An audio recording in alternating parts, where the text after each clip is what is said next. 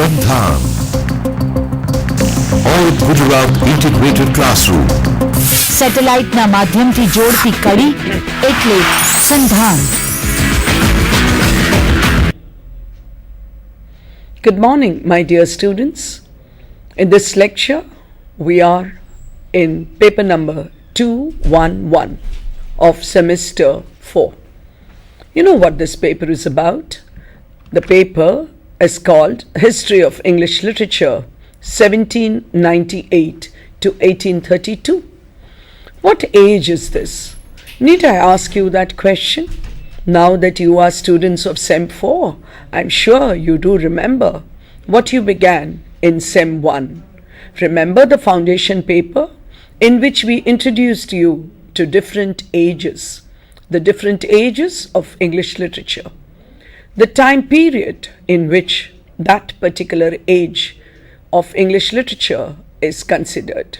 And of course, when I talk about 1798 to 1832, all of you will remember that we are talking about the Romantic age. And then you ask, why 1798? I will have to remind you about that path-breaking book which we call the Lyrical Ballads.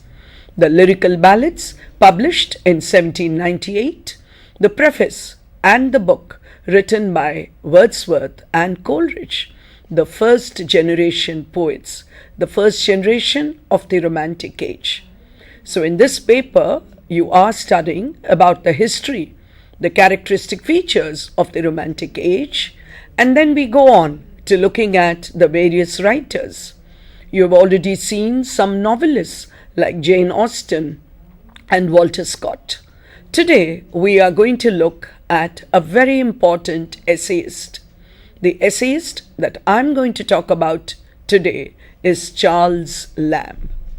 Charles Lamb, the personal essayist, a very important essayist of the Romantic age.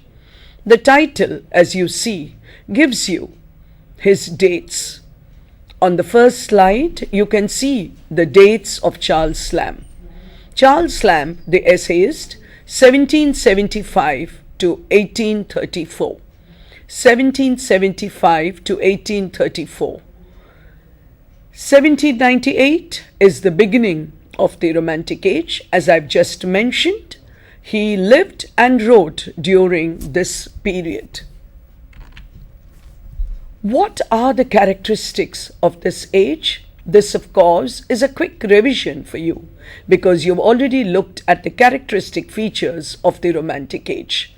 Just to name some of them, you know that the literature of this period, the writers of this period were very subjective in their writing, in total contrast to the new classical age, where writers like Pope had objectivity in their writing. These writers are very subjective, and therefore words like me and my is often seen in the poetry of this period. The second important quality of the Romantic age is the importance of the imagination. The writers of this period, be they poets or essayists or novelists, show a high ability for imaginative work. And that is why the poets could sing of flying on the wings of poesy as Keats were to do, or as Shelley would do if I were and he would be a leaf who would be tossed if he were the west wind, etc. So you notice that these writers of the Romantic age had great imaginative ability. The third important quality that we must remember before I begin talking about Charles Lamb is that they gave greater importance to matter over manner. The style was less important. What they wrote about was more important, and that is why I have said matter over manner. The what was more important than the how. There are many other features that we associate with the Romantic age, but these are three important features that are common to all the writers of the Romantic age. Let us look at the next slide. where we get some idea about what Charles Lamb wrote. I've already told you the period in which he lived. His year of birth and his year of death you already know. He began his writing with short poems. Today, we do not remember Lamb as an essayist. We remember him more as we do not remember him, as a poet. We remember him more as an essayist. But he began his literary career by writing short poems. The second important work that he wrote were that famous book which is called Tales from Shakespeare. Shakespeare, as you all know, was the great Elizabethan dramatist. Charles Lamb wrote the stories of the plays of Shakespeare, and they are called Tales from Shakespeare. So if you want to know what a particular play of Shakespeare is all about, and if you do not have the time, the energy, the interest, or the ability to read the complete play, it might be a good idea to go to Tales from Shakespeare by Charles and Mary Lamb. Mary was a sister. I shall talk about her later when I talk about his essays. The third important work that Charles Lamb wrote was Specimens of English Dramatic Poets who lived about the time of Shakespeare. I'm sure you get that clear, that it was the Elizabethan age that he is talking about. Remember, to any student of literature, the Elizabethan age is an important age. When we talk about the various ages and the contribution of various writers in these ages to English literature, there are certain ages which are very important, and of these, the Elizabethan age is most important.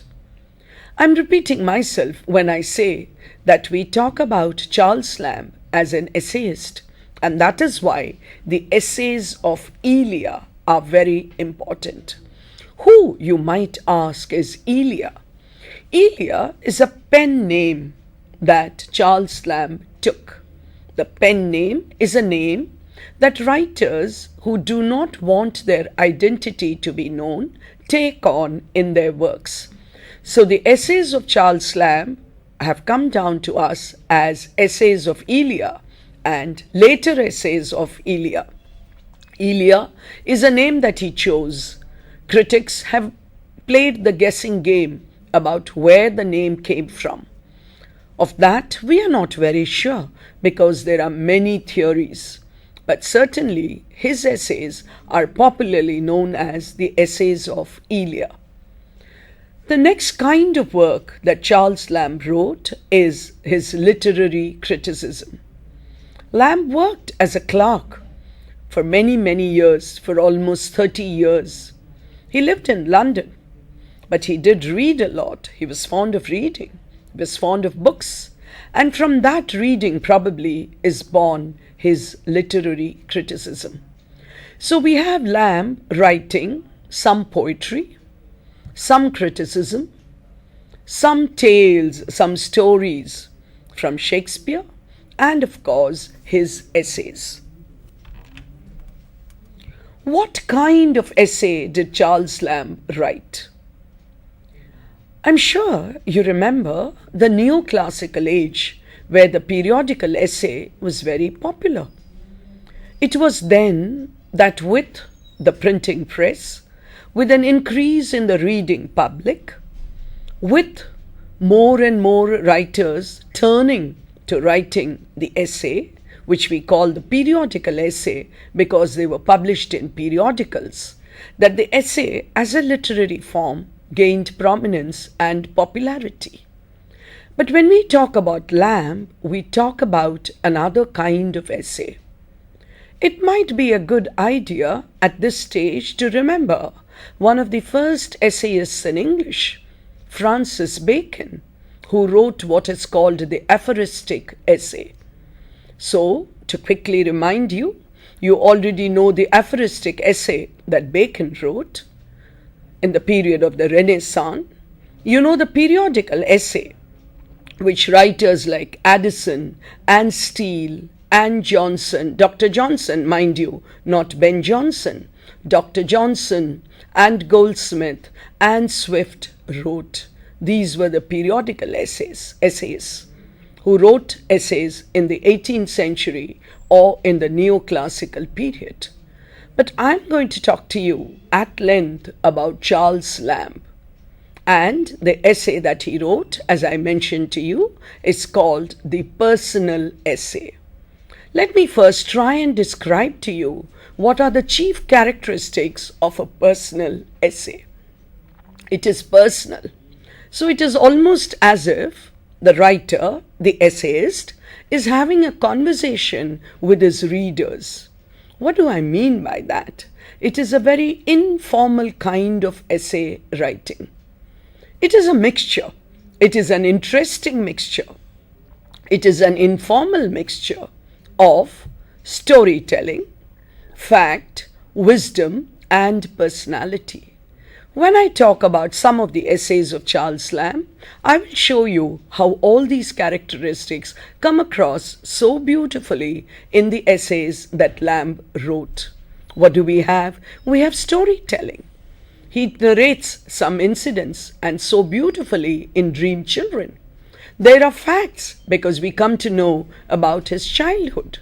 There is wisdom because he tells us how we should learn to sympathize with somebody who has less.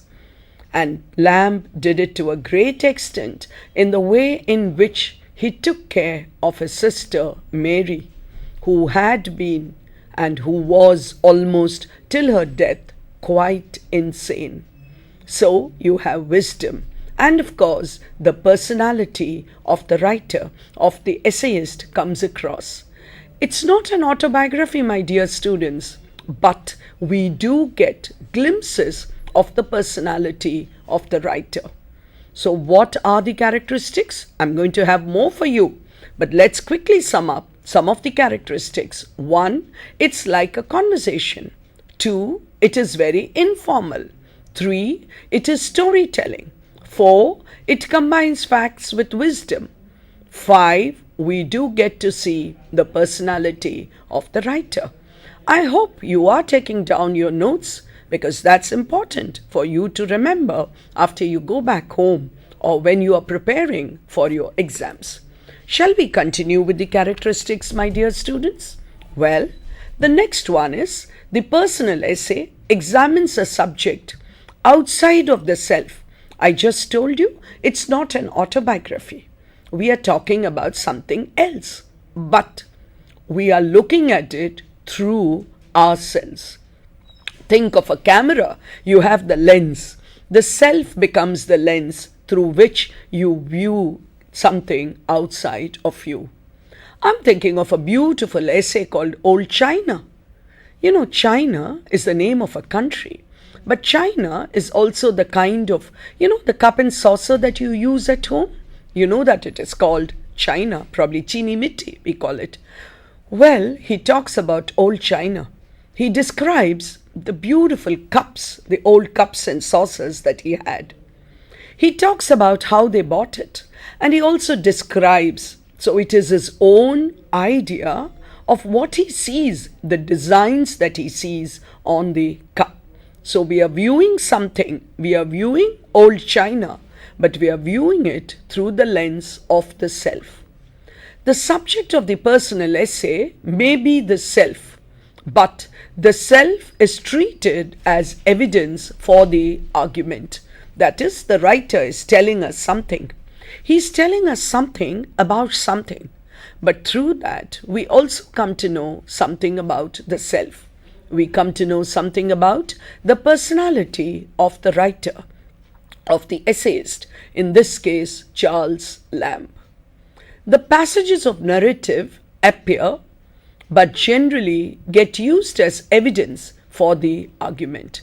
There are lots of narrative, lots of stories maybe, descriptions. I would like to draw your attention to a beautiful essay that he wrote called Dissertation on a Roast Pig. The description of the roast pig, you might say, I'm a vegetarian, true, but this is an essay that we are talking about. He talks about how the custom, the tradition of having roast pig began. Hilarious, comic, the way Charles Lamb describes it. The narration is there, but he uses it as evidence for his argument. Those are the general characteristics of the personal essay that we looked at. Let us now look at some of the major essays of Elia. Essays of Elia. Let me remind you that Elia is the pen name that Charles Lamb took. So, I have put it in brackets for you so that you remember that Elia is actually Lamb. But when you look at a book, the book that you're likely to find in your library will be called Essays of Elia. That is the name of the text. And the writer, of course, is Charles Lamb, the famous personal essayist of the Romantic age. I'm giving you a list of some of the famous essays that we find in Essays of Elia and later Essays of Elia.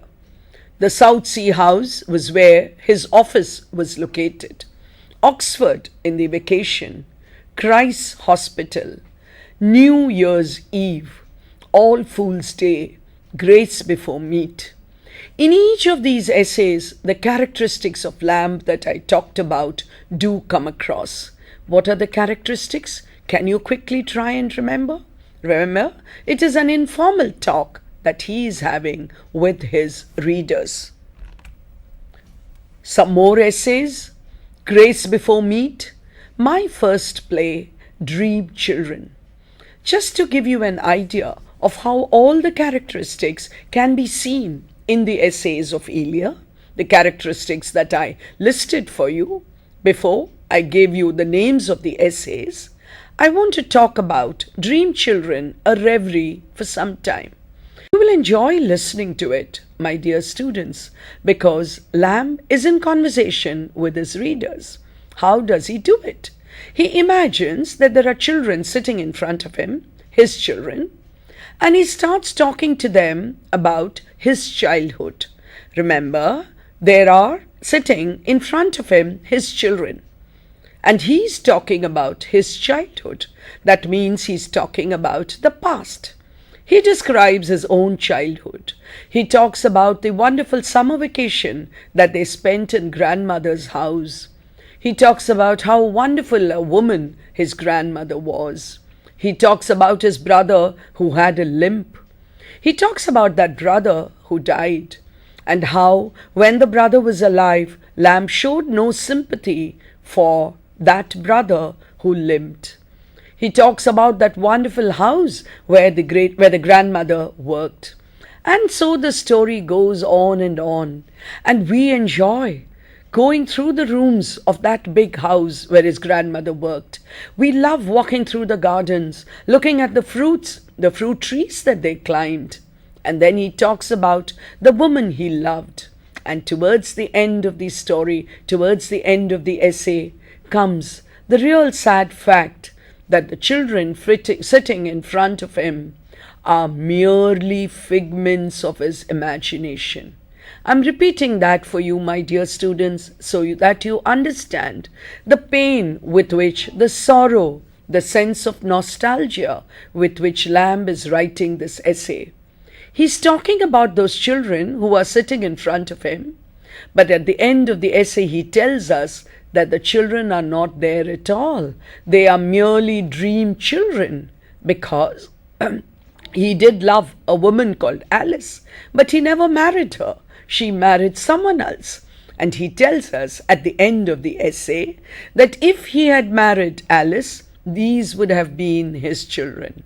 I hope you understand the essay as I have described it to you.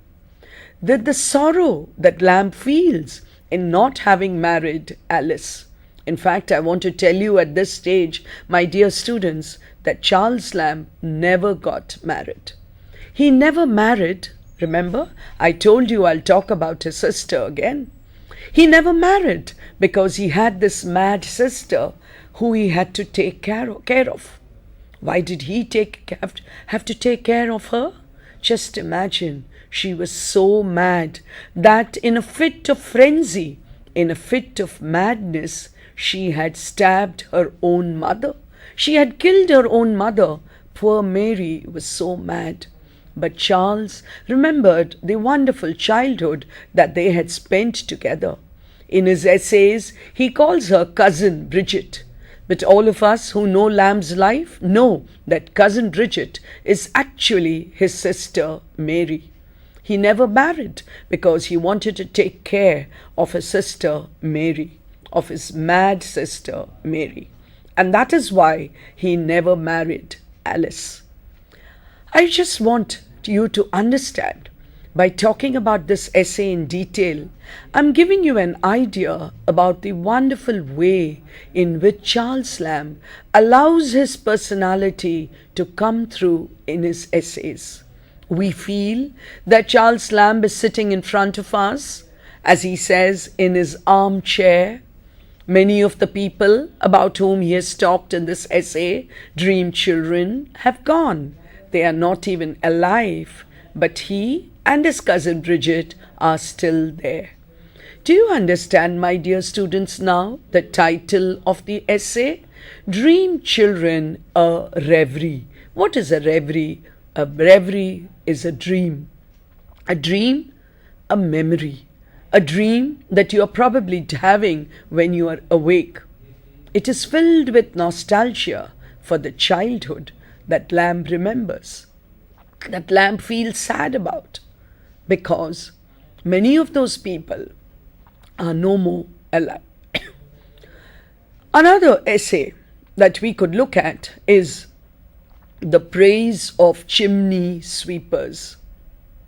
Some of you might remember a poem by Blake that you may have studied in an earlier class, where he talks about the woes, the sorrows of the chimney sweeper. It is difficult for us to imagine a chimney, but I'm sure some of you have seen them in movies or in hill stations. In those days, there used to be young boys who would be forced to go down the chimney in order to clear the soot. Can you imagine? They would have to come down that chimney. It would be dark. It would be filled with soot. And they would be tied to a rope so that they don't fall down. And they would go down the chimney and clean it up.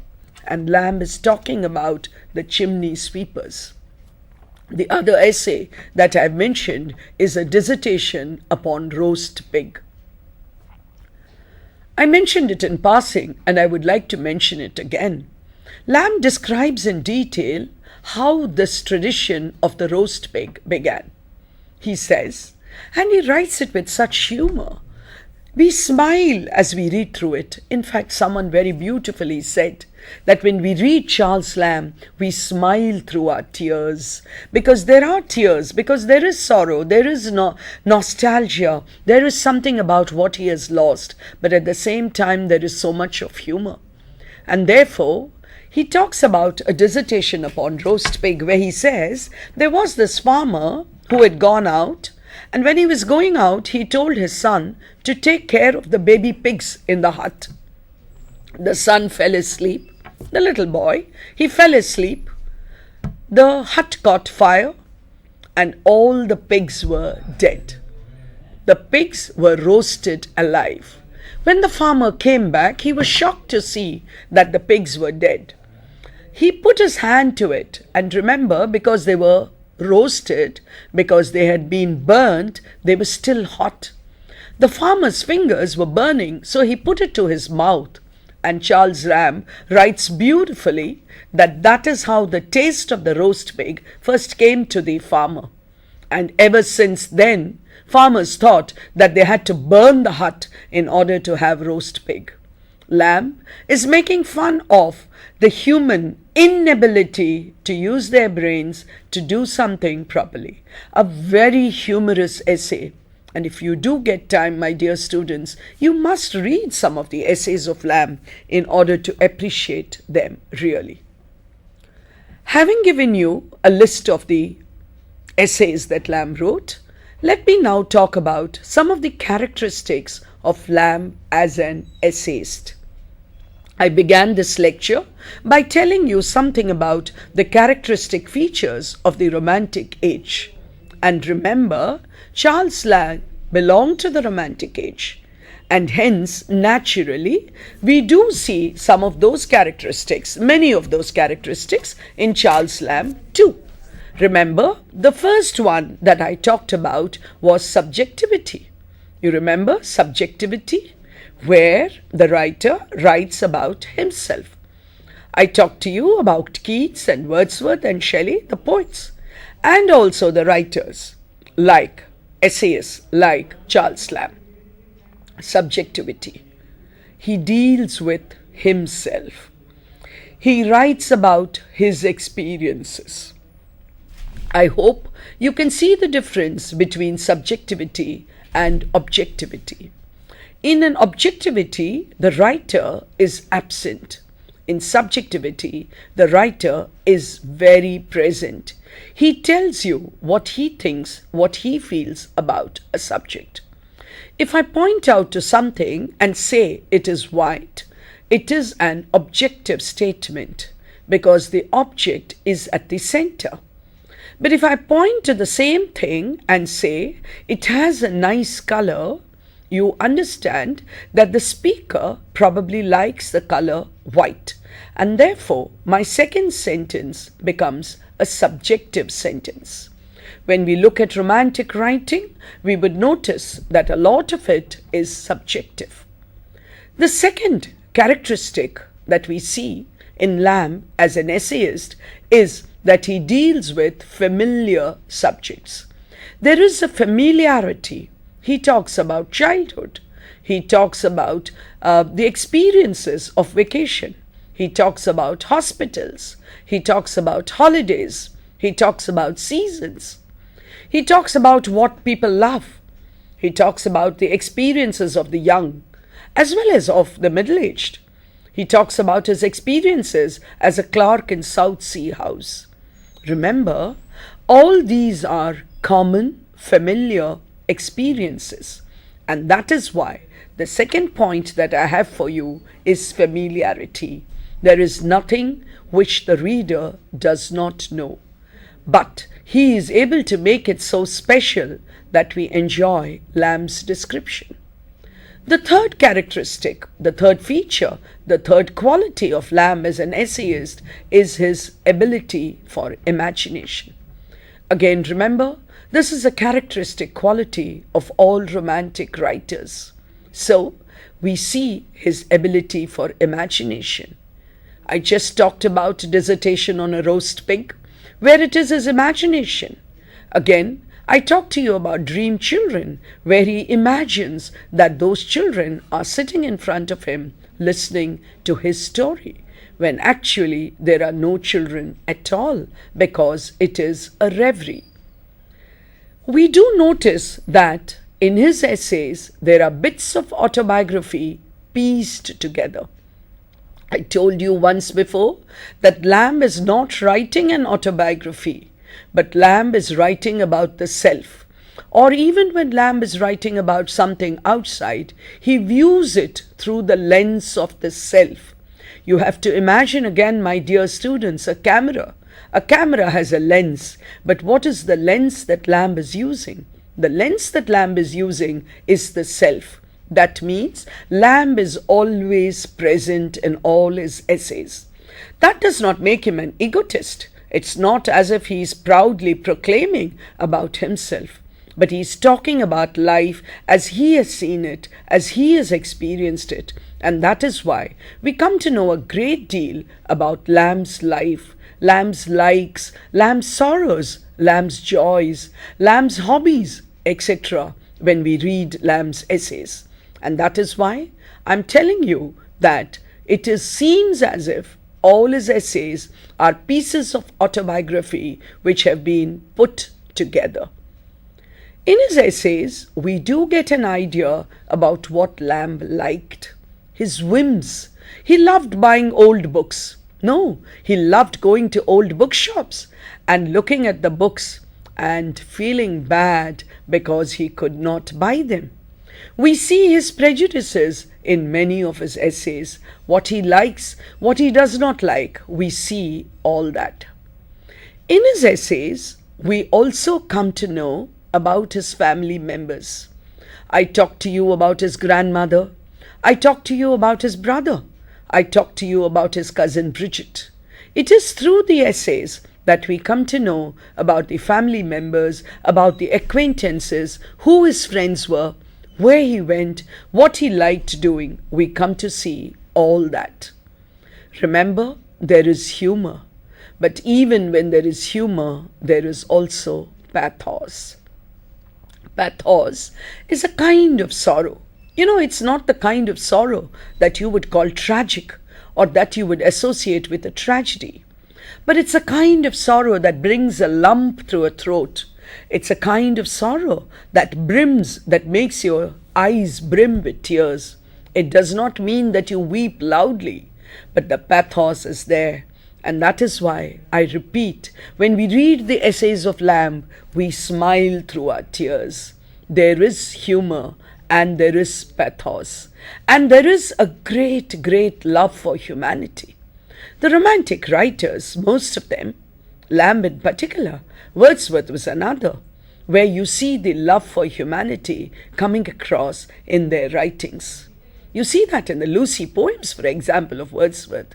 You see that in the essays of Elia. The word Elia, remember, the name is of course a reference to Charles Lamb. It was the pen name that he took. Well, so you've got humor, you've got pathos, and of course you've got humanity. And that is why we say we smile through our tears. Have you quickly jotted down all the points, my dear students? Subjectivity, familiarity, imaginative, spontaneous. Did I describe the word spontaneous? You remember Wordsworth's definition of a poem? A spontaneous overflow. So also in Lamb's essays, we find that he is not preparing to speak. He speaks as it comes to him. There is a spontaneity about it. That means it's not as if it's artificially planned. I will say this after I say that, or I must say this before I say that. I must make them cry. I must make them laugh. There is nothing of this. It comes so spontaneously because he's talking. It is an informal chat between the reader and the writer. And that is why there is a spontaneity in all his writing. Let's look at some more of the characteristics that we see of Lamb as an essayist. He is never assertive, never didactic. What is didactic? Preaching. What I'm saying is right. Everybody has to listen to me. This is the only way to do it. You don't see any of this in Lamb as an essayist. He's never assertive. He's talking. He's talking to his friends. That is the feeling that we get. And therefore, he's never assertive. He's never didactic. Didactic is people who tell you that this is the only way to do it. They preach and they say nothing except this is right. But you never see that in Lamb. Yes, there is a feeling that he borrowed his style from other writers. True.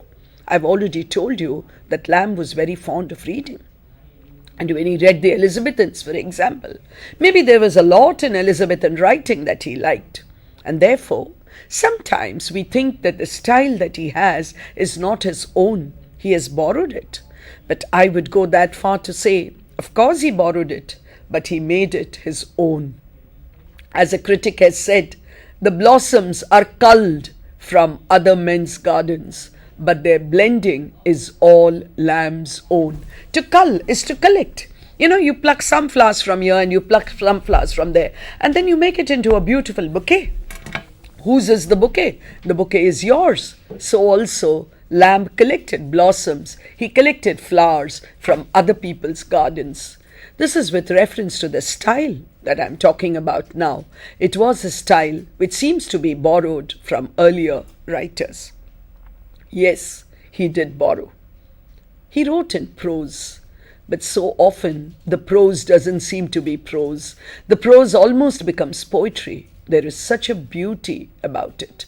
And that is why one says that Lamb wrote in lyrical prose, which is almost as musical, as beautiful as poetry.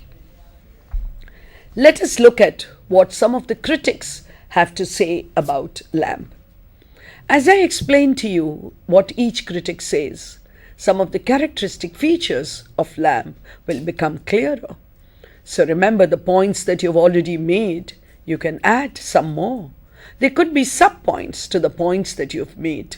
We have talked about the characteristics, and now we are looking at what critics have to say about Lamb. Compton Rickett, of whom of course you have heard, says, "Never was any man more intimate in print than he. He has made chatter a fine art." You know, chatting, you know the word chatting? You sit and chat with your friends. According to Compton Rickett, it almost seems as if Lamb is chatting.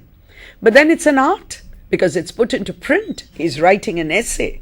And therefore, he says, nobody has made chatting into such a great art than Lamb has. He has made of chatter a fine art. He often addresses the reader as dear reader, as if he were addressing a bosom friend. A bosom friend, somebody you're very close to, somebody who's been your friend from childhood. You would call them, you're now in college, but maybe you're talking about a friend who you studied in nursery school together, in play school together. You would call such a friend a bosom friend. So, very often he talks about the reader. He addresses the reader directly as dear reader, as if he is addressing a friend. What does Kazamia say? You probably remember Legui and Kazamia, that fat book on history of literature. Maybe some of you have seen that book. It probably runs into more than 1,000 pages. What does Kazamia say? Lamb is not a moralist nor a psychologist. His object is not research, analysis, or confession.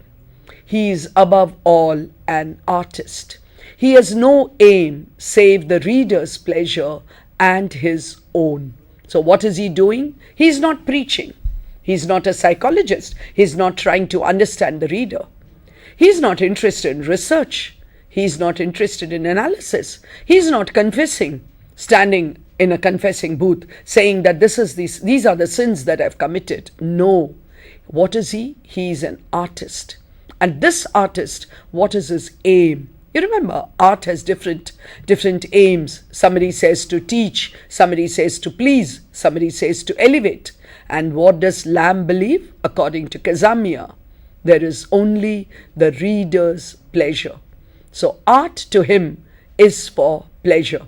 And therefore, in his writing, he is interested in giving pleasure to the reader and not in anything else.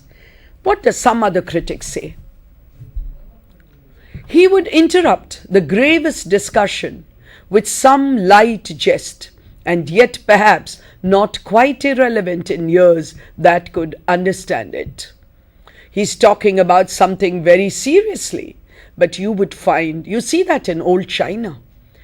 You see that in South Sea House. He's talking about something very seriously, and suddenly there will be a joke. There is a jest. A jest is a joke. A jest is humor. A jest is a comic aside. And it would seem not irrelevant. What is the critic doing here? He's using two negatives. Instead of saying it is relevant, he says it is not irrelevant. Not irrelevant to the reader's ears. That means the reader understands exactly what Lamb is trying to say. So he's talking about something serious, and then suddenly he brings in something comic. He has something funny to say, but the reader can immediately understand the connection. How beautifully he is able to do it is what we are talking about. Let's look at another critic. J.B. Priestley observes in English humor, so we are talking about Charles Lamb's humor, English humor at its deepest and tenderest seems in him incarnate. He did not merely create it, he lived in it. His humor is not an idle thing, but the white flower plucked from a most dangerous nettle. A nettle is a very thorny plant. Like The rose has thorns, but the rose is yet a beautiful flower. So also, Priestley says that his humor comes, but the humor could come even from a situation which is serious, which is sorrowful, which is very, very grave, which is very, very deep. And that is why he says that his humor is incarnate, it is complete, it is total.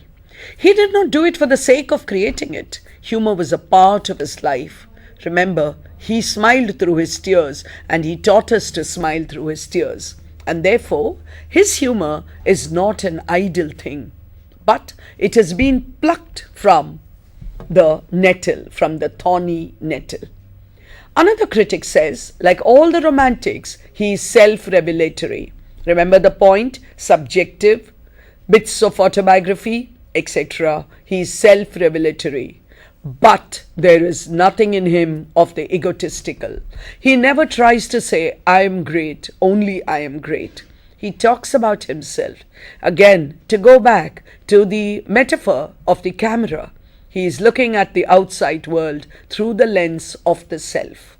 The writer's own character is always there, flaunted before the reader, but it is carefully prepared and controlled before it is exhibited. He allows us to see bits and snatches of himself. He allows us to see what he wants to show us, and therefore there is a great deal of preparation in what he says. Have you understood the importance of Lamb as an essayist of the Romantic period? Have you looked at the characteristics of Lamb as an essayist?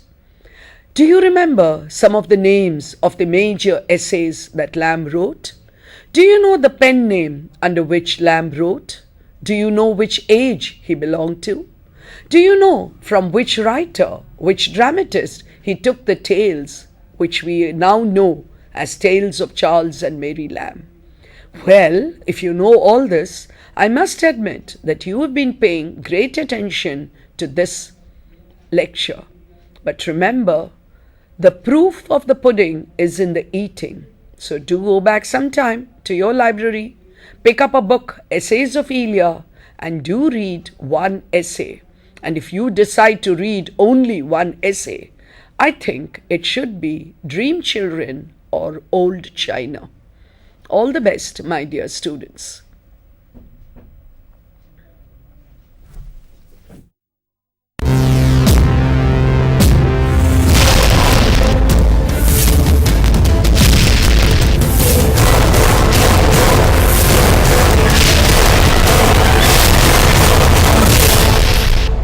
Sandhan,